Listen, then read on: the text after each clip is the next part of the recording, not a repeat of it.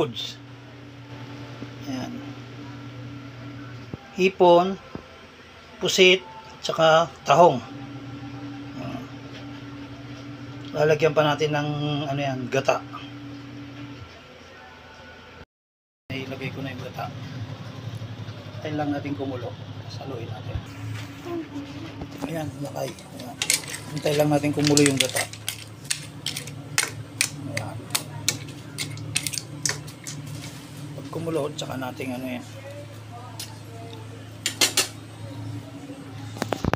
Garlic. Seafoods.